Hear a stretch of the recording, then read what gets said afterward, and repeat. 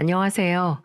옷깃만 스쳐도 인연이라는 말, 참 흔하게 듣는 말입니다. 전 이제 60대가 된 중견 사업가인데요. 사업상 많은 사람들을 만나다 보면 사람 인연이라는 게 참 묘하다는 걸 금세 체감할 수 있습니다. 이를테면 제게 돈을 빌려가고 잠적한 아무개가 제 친구의 먼 친척인 경우도 있었고, 외국에서 잃어버린 지갑이 2년 만에 한국으로 되돌아와 찾은 경우도 있었어요. 인연의 소중함을 잘 알고 있는 제게 정말 기가 막힌 인연을 겪은 경험이 있습니다. 도저히 혼자 알고 있기에는 너무 귀한 경험이라서 이렇게 글을 드려봅니다. 더불어 제 사연을 통해 여러분들의 가슴에 작은 온기라도 깃들 수 있다면 더 바랄 나위가 없을 것 같네요. 전 에어컨에 들어가는 냉매 관련 부품을 제조하는 작은 회사를 운영하고 있는데요. 오래전부터 해오던 일이라서 나름 기술력도 있고 세계 유일의 특허 기술도 보유하고 있는 강소기업입니다. 처음 이 업계에 발을 디뎠을 땐 말도 못할 정도로 고생이 심했죠. 그렇지만 제가 할 수 있는 일이 있다는 것에 감사하며 열심히 일을 했고, 후에는 제가 독립해서 회사를 차릴 수 있을 정도로 성장을 했죠. 지금까지 이 일을 통해서 우리 식구 부족함 없이 건사했고, 수십 명에 이르는 직원들의 생계에 보탬이 되었으니 이 얼마나 감사한 일입니까? 하지만 제게 위기가 없었던 건 아니었어요. 수출 계약을 맺고 애써 제작한 상품들이 규격이 맞지 않는다는 이유로 모조리 인수 거절을 당한 적도 있었고요. 대금 결제가 늦어져 회사가 은행에 넘어갈 뻔한 위기도 여러 차례 있었습니다. 그런 위기를 겪을 때마다 아찔했지만 하늘에서 돌봐주신 덕택인지 어떻게 해서든 잘 극복할 수 있었습니다. 그리고 수십 년 전 정말 등골이 서늘했던 위기도 있었죠. 제 딸애가 겨우 서너 살쯤 되었을까요? 바쁜 일 때문에 가족끼리 제대로 된 나들이 한번 가지 못했던 저는 모처럼 만에 온 식구들과 함께 내장산 단풍을 구경 가기로 했죠.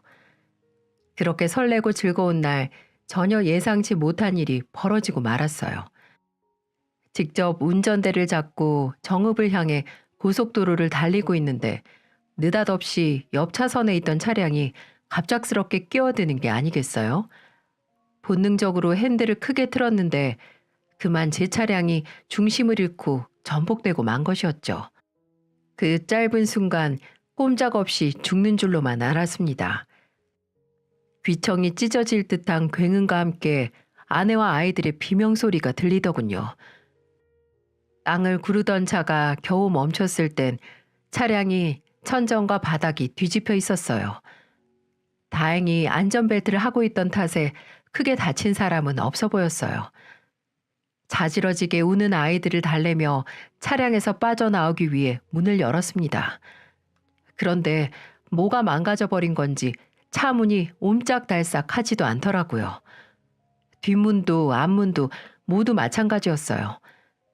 제가 아무리 용을 써봐도 도저히 차 문이 열리지가 않더라고요. 처음엔 어떻게든 열리겠지 하는 마음에 계속 문을 밀어냈습니다. 그런데 갑자기 차 안으로 매캐한 연기까지 스미기 시작하는 거예요. 타닥타닥 뭔가 타는 소리도 들리고요. 그러니까 이제 마음이 점점 다급해지는 겁니다. 어서 전복된 차 안에서 탈출하지 않으면 큰일 나겠다 싶더라고요. 바로 그 순간 누군가 차 밖에서 문을 열어주려고 애를 씁니다. 소화기까지 들고 와선 차량에 붙은 불을 꺼주었고 문이 잘 열리지 않자 뒷좌석 유리창을 깨뜨리기 시작했죠. 그리고 팔을 뻗어 아이들부터 차례로 꺼내주었고 저도 그 공간을 통해서 무사히 빠져나올 수 있었습니다. 겨우 탈출을 하고 나서야 사고 상황이 얼마나 심각했는지 알 수 있었어요. 제 차량은 종이장처럼 구겨져 있었고 새는 연료에 불도 붙어 있었어요. 조금만 늦었으면 정말 큰일 날 뻔한 상황이었던 거죠. 전 저희 가족을 구한 분에게 깊숙이 고개를 숙였습니다. 정말 감사합니다. 덕분에 목숨을 건졌어요. 정말 감사합니다. 별 말씀을요. 그래도 크게 다친 분들이 없어서 불행 중 다행입니다. 이 은혜를 어떻게 갚아야 할지 연락처라도 주시면 살해하겠습니다. 아닙니다. 저도 가족들이랑 시골에 내려가던 중이었어요. 다친 사람이 없으면 된 거죠, 뭐. 그럼 전 이만 돌아가 보겠습니다. 사고 처리 잘 하시고요. 그래도 이렇게 가시면 어떡합니까? 저희 가족 목숨을 구해준 분이신데. 아이고, 사장님, 괜찮습니다. 제가 도움이 됐다는 것만 해도 기분이 좋은데요. 어서 가족들 챙기시고 사고 처리 잘하세요. 그렇게 그분은 갓길에 세워둔 자신의 차량으로 걸음을 재촉하더군요. 제 입장에선 너무 고마우신 분이죠. 그분의 용감한 행동이 아니었다면 살아 숨쉴 수 없었을지도 몰랐으니까요. 그런데 이게 웬일입니까? 자신의 차량으로 돌아가던 그분을 향해 커다란 트럭이 덮쳐오는 게 아니겠어요? 트럭 운전자는 사고 현장을 미처 발견하지 못한 듯 했습니다. 급하게 급제동을 해보지만 절 구해준 그분을 덮치더니 갓길에 세워진 차량까지 충격하고 멈춰섰어요. 너무 놀란 저는 급히 달려가 도로에 쓰러진 그분을 살펴보았죠. 하지만 피를 철철 흘리며 축 늘어져 있더군요. 한눈에 봐도 소생하기는 어려워 보였습니다. 이게 무슨 날벼락 같은 일일까요? 절 돕기 위해 차에서 내렸다가 오히려 2차 사고를 당해버리고 만 것이었어요.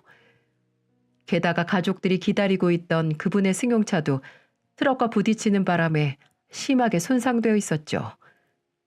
말 그대로 도로는 아수라장이 되어 있었습니다. 구급차와 소방차가 출동을 해서 사고 현장을 수습하기 시작했죠. 절 구해준 그분과 가족들도 차례로 실려갔고 저희 가족 역시 인근 병원에 옮겨져 검사를 받았습니다. 검사를 받는 내내 그분의 얼굴이 떠올라 지워지지가 않더군요. 하필 저를 구해주려다가 크게 다치고 만 겁니다. 얼핏 보기에도 심각한 중상이었어요. 같은 병원에 옮겨졌으면 들여다보기라도 했을 텐데 아마 다른 병원으로 이송된 것 같았어요. 비교적 가벼운 부상이었던 우리 가족은 곧 병원에서 나올 수 있었고 경찰서에서 사고와 관련된 조사를 받은 다음 가족들을 데리고 집으로 돌아갈 수 있었어요. 그리고 다음 날이 되자마자 수소문을 해서 그분이 옮겨진 병원을 알아낼 수 있었죠. 그리고 곧바로 그 병원으로 향했습니다. 부디 저희 가족을 구해준 그분이 무사히 살아계시길 빌고 또 빌었어요. 하지만 병원에 도착한 제가 그분을 찾은 순간 제 바람이 산산조각이 났다는 걸 알 수 있었습니다. 어젯밤 교통사고로 이송된 그분은 심각한 부상으로 사망했다는 것이었어요. 하긴 트럭의 정통으로 치인 모습을 제 눈으로 똑똑히 보았는데 살아있을 리가 만무했죠. 그나마 다행인 것은 차에 타고 있던 그분의 가족들은 다행히 생명엔 지장이 없었다는 점이었습니다. 무엇에라도 홀리듯 병원에 차려진 그분의 빈소에 찾아갔습니다.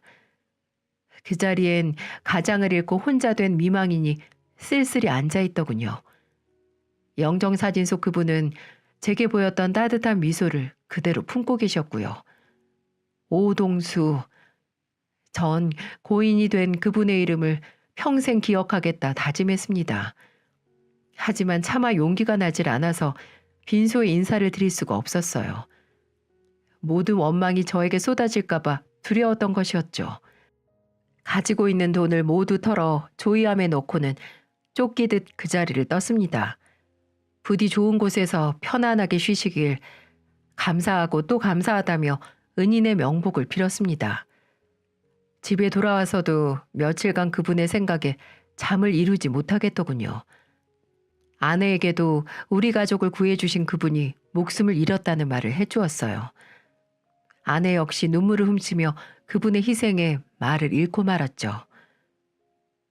여보, 그래도 우리 목숨을 구해주신 분인데 유족에게 인사는 드려야 하는 거 아니에요? 아니, 인사가 아니라 사죄를 드려야겠죠. 뺨을 맞고 멱살을 잡히더라도 우리를 구해주시다 그렇게 되신 건데 모른 척 하는 건 아니잖아요. 아내의 말이 옳습니다. 겁을 먹고 달아난 제가 부끄러웠어요. 매를 맞더라도 감사하고 또 죄송하다는 말을 올리는 게 맞습니다. 하지만 그런 마음을 먹었을 땐 이미 그분의 장례식은 끝나고 난 뒤였어요. 따로 알고 있는 연락처가 없어 유족에게 연락할 길이 막막했죠. 경찰서에도 전화를 걸어봤지만 알려줄 수 없다는 답변만 돌아왔어요. 장례식장에다가 겨우 사정을 해서 전화번호를 받을 수 있었죠. 전 떨리는 마음으로 그 번호로 전화를 걸었어요. 몇 번의 신호음이 들리고 이내 생기가 없는 목소리가 수화기를 통해 들려왔습니다. 여보세요? 아, 안녕하세요. 혹시 오동수 씨 유족분 되시나요? 네, 그런데요. 목소리의 주인공은 아마 아내인 듯 했습니다. 저는 조금 망설이다가 떨리는 마음으로 제 신분을 밝혔어요. 실은 제가 오동수 씨에게 큰 도움을 받은 차량 운전자입니다. 그 말은 곧 저 때문에 오동수 씨가 죽고 말았습니다. 이렇게 말하는 것과 다름없었죠. 전 마른 침을 꼴깍 삼키며 그녀의 반응을 기다렸어요. 네, 그러시군요. 지난번에 빈소에 다녀가셨죠? 네? 아니, 그걸 어떻게... 이름도 적지 않은 조의금 봉투가 있더라고요. 그쪽에서 오셨다는 생각이 들더군요. 괜찮은데 오셔서 절이라도 하시지. 혼잣말처럼 흘린 그 말에 낯이 확 달아올랐습니다. 원망을 받을까봐 두려워 목숨을 구명해준 은인에게 고맙다는 인사도 건네지 못했네요. 정작 그분의 아내는 절 용서했는데도 말입니다. 너무 부끄러워서 고개를 들 수가 없었어요. 죄송합니다. 정말 면목이 없습니다. 뒤집어진 차량을 발견하고 망설임 없이 뛰쳐나가는 그 일을 말릴 새도 없었죠. 남편에게 큰일이라도 날까봐 너무 무서웠어요. 제발 무사히 돌아오라고 기도했죠. 하지만 결국 이렇게 돼버렸지만은요.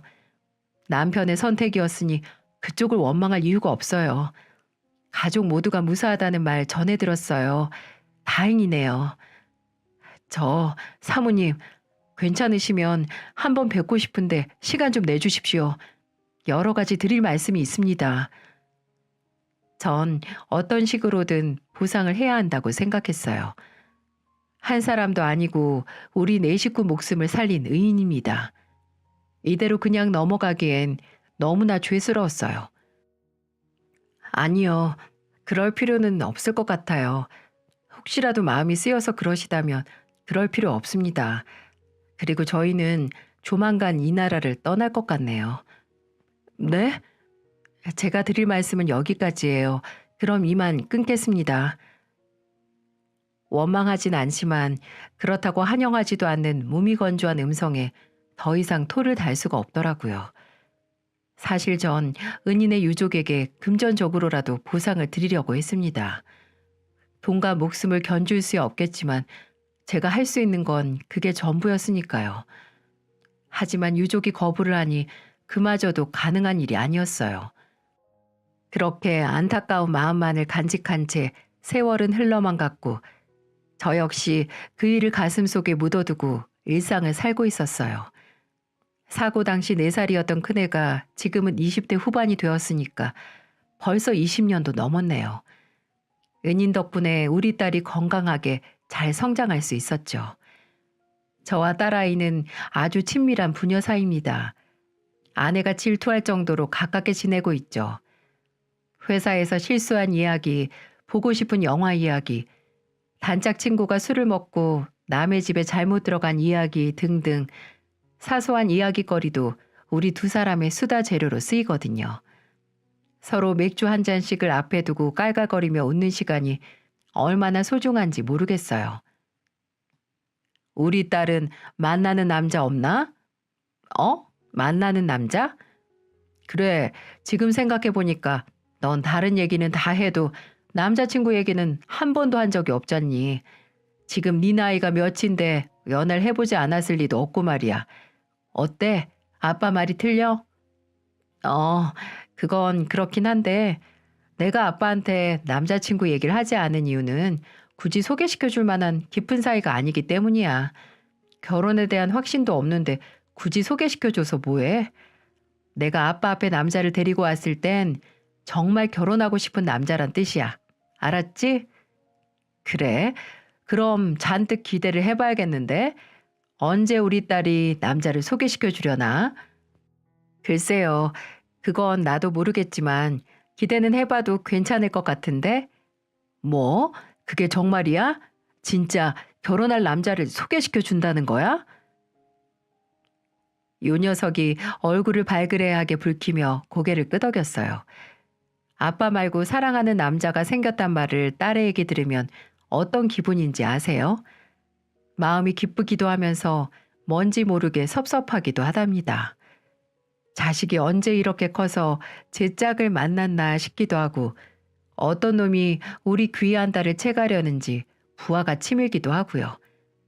아무튼 그런 제 마음과는 별개로 얼마 후 딸애는 제 남자친구를 제 눈앞에 데려다 놓더군요. 딸애가 그랬습니다. 자기가 남자를 데리고 왔을 땐 정말 결혼하고 싶은 남자라고요. 훤칠한 키에 잘생긴 얼굴은 척 봐도 호감이었어요. 거기에다 정중한 태도와 가볍지 않은 말투까지 제 마음에 쏙 들더군요.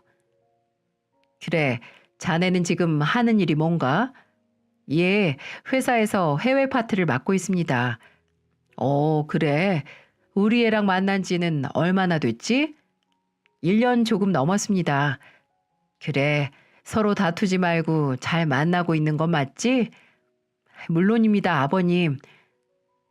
아버님 소리가 술술 잘도 나옵니다. 그게 좀 얄밉게 보였지만 대체로 괜찮은 청년 같더군요. 그런데 이게 웬일입니까? 화장실에 다녀오겠다며 자리에서 일어난 그 녀석이 다리를 심하게 절며 걷는 게 아니겠어요? 전 애써 놀란 마음을 감추곤 딸아이에게 물었죠. 뭐냐? 저 친구 다리를 다쳤나? 아, 그게 아니고 원래 좀 다리를 절어. 뭐? 원래? 그러니까 원래 다리를 왜 저는 건데? 선천적으로 그렇대. 그러니까 아빠는 그냥 모른 척해.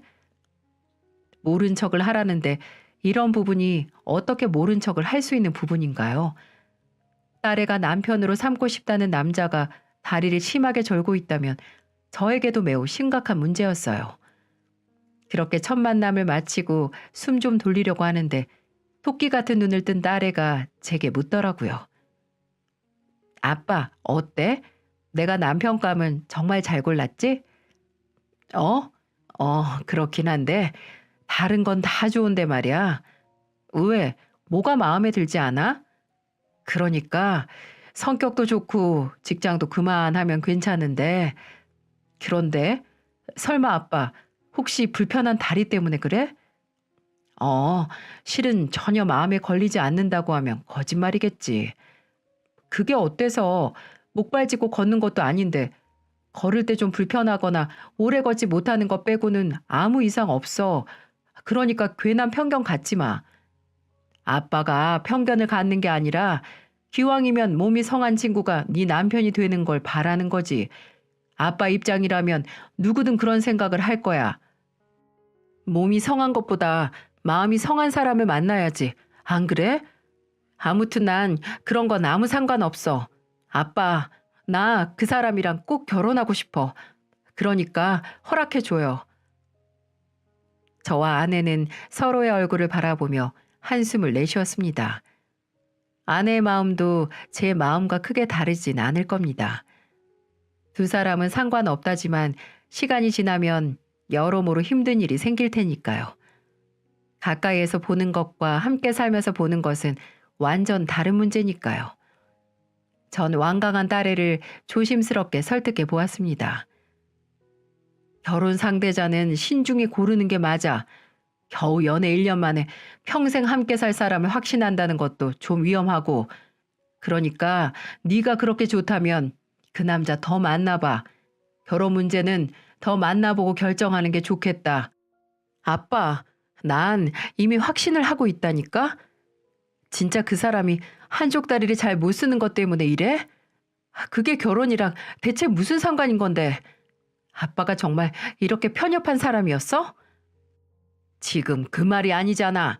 신랑감을 선택하는 거니까 신중하고 또 신중하란 말이잖아. 거짓말 마. 아빠는 그 사람이 쩔뚝이는 게 싫은 거잖아. 그게 마음에 들지 않는 거면서. 딸애가 버럭 화를 내며 뛰쳐나가버리더군요. 마음이 좀 씁쓸했습니다. 딸아이의 지적이 전부 다 맞기 때문이었죠.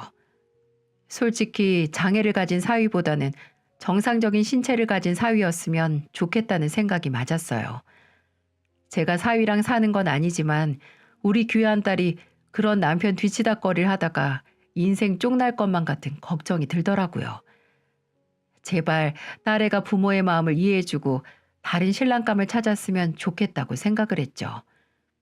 화가 난 딸아이와 몇 번이나 대화를 이어가 봤지만 우리 두 사람의 의견 차이는 좀처럼 좁혀지지가 않았죠. 난 네가 이 아빠 입장도 이해해줬으면 해. 내 소중한 딸이 정상적인 남자랑 살고 싶은 걸 바라는 거 당연한 거 아니니? 신체적인 장애가 정상적이지 못하다고 생각하는 아빠가 진짜 장애라는 거 왜 몰라? 아빠 말처럼 그 사람이 장애면 그 큰 회사에서 왜 고용을 했겠어? 누구보다 성실하고 훌륭한 남자야. 심지어는 술, 담배도 하지 않아. 그런 남자면 당연히 신랑감으로 최고 아니야? 그래, 그 친구가 바르고 훌륭한 친구라는 거 알겠어. 하지만 아빠는 더 건강했으면 좋겠다고. 아빠 말이 무슨 뜻인지 못 알아들어? 그러니까 다리 조금 저는 게 왜 건강하지 못한 거라고 생각하냐고. 아빠야말로 너무하는 거 아니야? 어쩜 사람을 그런 식으로 평가를 해? 이제 됐어. 아빠 허락 같은 거 필요 없어. 앞으로 내 인생은 내가 알아서 할 테니까 이제 아빠는 내 인생에서 신경 꺼. 뭐라고? 너 말 다 했니? 딸애가 냉정한 말을 쏟아내는데 정말 마음이 아프더라고요. 왜 부모 마음을 이렇게 몰라주고 고집을 피우는 걸까?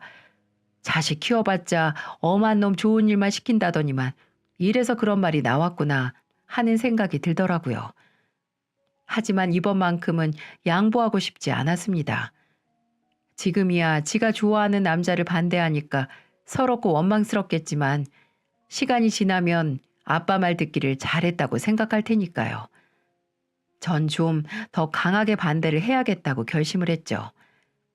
이제 그냥 허락해주자는 아내에게도 단단히 일러두었습니다. 당신 마음 단단히 먹어야 해. 제가 결혼하고 싶은 마음에 생떼를 써도 절대 넘어가면 안 된다고.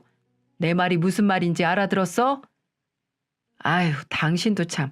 다 큰 애들끼리 서로 좋다는데 그걸 억지로 어떻게 말려요. 몸이든 마음이든 그 정도 흠결 없는 사람이 어디 있겠어요. 우리가 이해 좀 해줍시다. 네? 안 돼. 절대 안 돼. 내 눈에 흙이 들어가기 전까진 절대 안 된다고. 에휴, 그놈의 고집도 참. 두 눈에 흙이 들어가면 보통 아픈 게 아닐 텐데. 뭐라고? 아내도 딸 편을 드니까 이제 제겐 아구는 없었어요. 다시 한번 말하지만 전 딸애가 신체 건강한 남편과 살기를 바라는 마음을 포기할 수가 없었어요. 그렇게 살갑게 지내던 딸과 말 한마디 섞지 않고 냉랭하게 보낸 지 얼마나 지났을까요? 아침을 먹고 있는데 딸애가 갑자기 제게 먼저 말을 걸더라고요. 오늘 아빠 퇴근하고 뭐해? 어? 나? 난 아무것도 안 하는데? 그럼 오랜만에 외식할래? 외식? 외식 좋지. 그래, 그렇게 하자. 참 오랜만에 딸과의 데이트였습니다. 전 딸의 마음이 좀 풀렸나 싶었죠. 딸애가 좋아하는 소곱창을 마음껏 사줘야겠다고 생각하고 있었어요. 그렇게 퇴근을 하고 약속 장소에서 기다리고 있는데 저 멀리서 딸애가 오는 게 보이더군요. 그런데 혼자가 아니었어요. 딸의 손을 잡고 아픈 다리를 쩔뚝이며 열심히 걸어오는 그놈은 딸이 그렇게나 감싸고 도는 남자친구였습니다. 갑자기 성질이 불쑥 일더군요. 딸애와의 오붓한 데이트인 줄만 알았는데 결국은 또 제 고집을 부리려고 술을 쓴 모양이었어요. 괜스레 제 얼굴이 달아오르며 화가 치밀었죠. 두 사람이 오면 혼쭐을 내줘야겠다 작심을 했어요. 그런데 그놈이 걸어오는 모습을 가만히 보고 있자니 마음이 좀 이상해지더군요.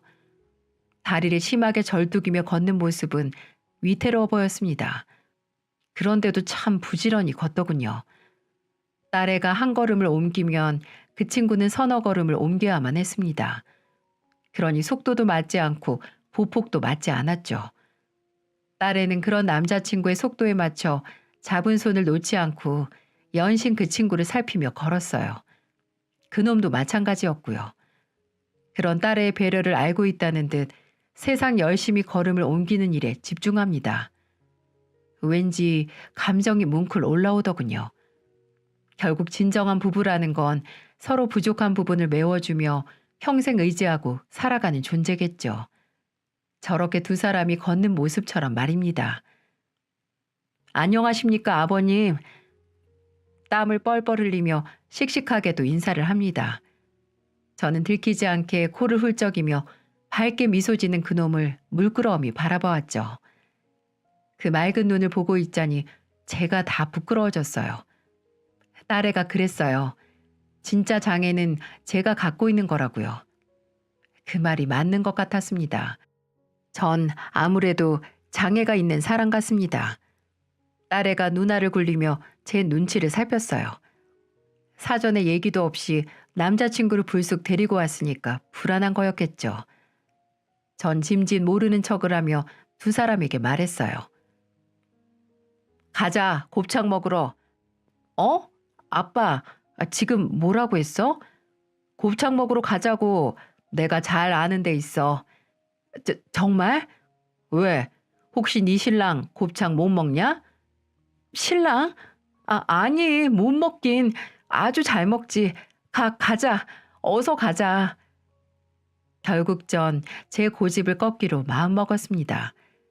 그리고 인정하긴 싫지만 제 딸애와 남자친구가 저보다 훨씬 더 훌륭한 사람이라는 것도 알게 되었고요. 어쩌면 자식 못 이기는 부모가 아니라 자식한테 많이 배우는 부모일지도 모르겠습니다. 아무튼 저는 두 사람의 결혼을 허락했고 상견례 날짜를 잡게 되었죠. 아내와 저는 처음으로 겪어보는 이 중요한 행사를 위해 많은 준비를 했습니다. 옷도 새로 해 입었고 치과에 가서 미뤄뒀던 스케일링까지 받았죠. 어디 그뿐이겠어요? 예비 사돈들을 만나면 무슨 말을 어떻게 해야 할지 미리 예행 연습까지 했다니까요. 뭐 남들이 들으면 유난이라고 할지도 모르겠습니다. 하지만 귀한 딸 시집 보내는데 자그마한 실수 같은 건 최대한 하고 싶지 않은 마음이었죠. 그렇게 전 아내와 상견례 장소로 향했고요. 처음으로 예비 사돈들을 만날 수 있었죠. 어색한 만남이었지만 서로 반갑게 인사를 나누고는 이런저런 대화를 시작했습니다. 사부인과 바깥사돈 두 분 모두 인상이 참 좋으시더라고요. 차분히 자신의 생각을 말씀하시는 것도 인상 깊었습니다. 예비 사이가 바르고 착한 이유가 다 있었더라고요. 사부인께서 송구한 말씀을 꺼내셨어요. 귀하디 귀한 따님을 내주셔서 감사드립니다. 며느리가 아니라 친딸처럼 잘 대하겠습니다. 별 말씀을요. 사부인이야말로 아드님을 참 올곧게 키우셨어요. 이런 사위를 제게 주셔서 정말 감사드립니다. 아니에요. 부족한 게 참 많은 아이예요. 보시다시피 몸도 성치 않고요. 그저 예쁘게 봐주셔서 고마울 따름입니다. 아니요. 제가 본 청년 중에 가장 훌륭한 청년이었습니다. 이런 남자라면 제 딸을 평생 맡겨도 든든할 것 같네요. 아유, 감사합니다. 불의의 사고 때문에 한쪽 다리가 성하진 않지만 속 한번 썩이지 않고 잘 자라주었죠. 저도 아이에게 배울 때가 참 많답니다. 네, 사부인 말씀이 옳습니다. 저도 벌써 이 친구한테 많은 걸 배웠는걸요. 상견례 분위기는 무척 화기애애했습니다. 불필요한 가식은 지우고 서로 진심으로 대화를 나눈 덕일 거예요. 제가 마음을 바꾼 게 얼마나 다행인지 새삼 깨닫게 되었죠. 그런데 시간이 지날수록 사부인을 어디선가 본 것 같다는 생각이 들더군요. 확실히 떠오르진 않지만 분명 낯이 익은 얼굴이었어요. 그렇다고 이런 자리에서 사부인께 우리 어디서 본 적 있지 않냐고 물을 순 없지 않습니까? 그래서 속으로만 그렇게 생각을 하고 있었죠. 그런데 사부인이 뜻밖의 말을 꺼내는 게 아니겠어요? 우리 애가 저렇게 불편한 몸이 된 건 다 전부 제 탓입니다. 아이가 어렸을 때 애들 아빠와 외갓집에 가던 길이었는데 그만 교통사고를 당하고 말았죠. 그 후유증으로 아이가 한쪽 다리를 쓰지 못하게 된 겁니다. 아, 그런 아픈 사연이 있으셨군요. 네, 어머니가 너무 보고 싶어서 고향에 가자고 남편을 쫄랐거든요. 그렇게 고향에 가던 길에 우연히 전복된 차량을 본 남편이 도와야겠다면서 차를 세웠죠. 그 안에는 한 가족들이 있었거든요. 남편은 그런 걸 절대 지나치지 못하는 성미랍니다. 차 문이 열리지 않자 창문까지 깨가면서 겨우 그 사람들을 구해냈죠.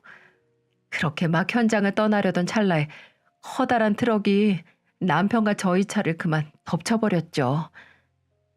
전 제 귀를 의심했습니다. 제가 경험한 일과 매우 흡사한 이야기를 사부인께서 하니까 무척 당황스럽더군요. 하지만 제가 아는 동일인이 아닐 거라고 생각했어요. 과거 절 도왔던 그분은 바로 돌아가시고 말았습니다. 하지만 지금 제 앞에는 바깥사돈이 계셨으니까요. 크게 다친 남편은 병원에 실려갔지만 얼마 못 가 죽었고요. 우리 불쌍한 아들은 한쪽 다리에 장애를 안고 살아야만 했습니다. 네? 저 사부인. 그럼 지금 계신 바깥사돈께선 네, 남편을 먼저 떠나보내고 난 후 나중에 다시 만난 사람이에요. 저에게 아주 큰 힘이 돼준 사람이죠. 애들도 당연히 아버지라 여기면서 살았고요. 갑자기 심장이 빨리 뛰며 정신이 혼미해지더군요. 그러고 보니 낯이 익은 사부인의 얼굴이 오래전 묻어둔 인물과 점점 겹쳐 보였어요. 전 떨리는 마음으로 조심스레 물었죠. 사부인, 혹시 돌아가셨다던 그분의 성함이 오동수 씨가 맞습니까? 예? 아니 사돈께서 그 이름을 어떻게... 어머, 설마... 사부인의 눈이 커다래지며 입을 다물지 못합니다. 아내 역시 크게 놀라 뛰는 심장을 부여잡았어요. 영문을 몰랐던 애들도 이게 무슨 상황인 건지 몰라 눈을 크게 뜨더군요. 맞습니다. 제가 오동수 씨에게 목숨을 빚진 그 사람입니다. 아니 그럼 세상에 어떻게... 그러게 말입니다. 어떻게 이런 인연이 있을 수 있는지... 정말 기가 막히더군요. 저와 식구들의 목숨을 구해준 은인의 아들이 제 사위가 된 것이었어요. 세월을 돌고 돌아 다시 이런 식으로 인연이 닿을 줄 누가 알았겠습니까? 당연히 상상조차 하지 못했죠. 게다가 바깥사돈이 떡하고 계시니 그런 생각은 티끌만큼도 할 수가 없었고요. 사람 인연이라는 게 참 신기하더군요. 그런 줄도 모르고 은인의 아들을 홀대했으니 면목이 없었습니다. 하늘에 계신 그분께서 꾸중을 하는 소리가 제 귓가에 들리는 것만 같았죠. 저는 체면도 잊은 채 사부인의 손을 붙잡고 눈물을 흘리고 말았습니다. 사부인, 우리가 또 이렇게 만나게 되었네요. 평생 빚지는 마음으로 살았습니다. 하지만 도저히 갚을 길이 없어서 한처럼 생각했는데 이렇게 사돈관계로 다시 만나게 될 줄 누가 알았겠습니까? 예, 그렇군요. 정말 놀라운 인연이네요.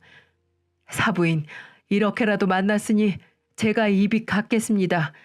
우리 사위 앞으로 귀하게 여기면서 잘 보살피겠습니다. 전 은인의 가족들을 다시 만난 것이 운명이라는 생각이 들더군요. 이제야 무겁게 누르던 마음의 빚을 갚을 수 있는 길이 열린 셈이었죠. 아빠, 이게 대체 무슨 얘기예요? 그러니까 이 사람 아버님이 옛날 우리 식구를 구해주신 분이라는 거예요? 그래, 그렇게 된 거다. 인연이 돌고 돌아서 다시 우리한테 되돌아온 거야. 어머 세상에. 딸과 사위도 너무 놀라서 입을 다물지 못하더라고요. 그럴 수밖에요. 세상 어디에도 이런 특별한 인연은 없을 겁니다. 그렇게 한참이나 대화를 나누고 우린 당연히 아이들의 결혼식을 결정했어요. 상견례를 마친 뒤 꼭 6개월 만에 아이들은 축복 속에서 식을 올릴 수가 있었죠. 지금 애들은 딸도 낳고 너무나 잘 살고 있고요. 서로 의지하고 격려하며 행복한 결혼 생활을 즐기고 있습니다. 형편이 녹록치 않은 사부인 댁에 예의에 어긋나지 않는 선에서 여러모로 돕고 있습니다. 물론 이것이 제 마음의 빚을 갚기 위한 이유도 있지만 한편으로는 제 의무라는 생각도 드네요. 만일 그분께서 살아 계셨다면 사부인 댁은 좀 더 윤택하고 행복하게 살았을 테니까요. 그리고 전 사부인에게 정중히 물어서 은인이 계신 곳을 알아두었습니다. 그리고 가끔 그곳에 찾아가 감사 인사를 드리곤 하죠. 그동안 잘 계셨죠? 진즉부터 감사하다는 말씀을 꼭 드리고 싶었는데 이제야 인사를 드립니다. 덕분에 저와 우리 식구 모두 잘 지낼 수 있었습니다.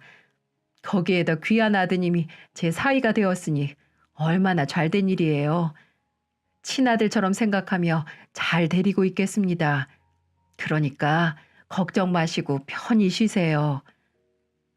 참 오래된 일이지만 아직도 그분의 얼굴이 생생합니다. 그땐 마치 신이라도 내려온 것처럼 생각됐거든요. 어떠신가요?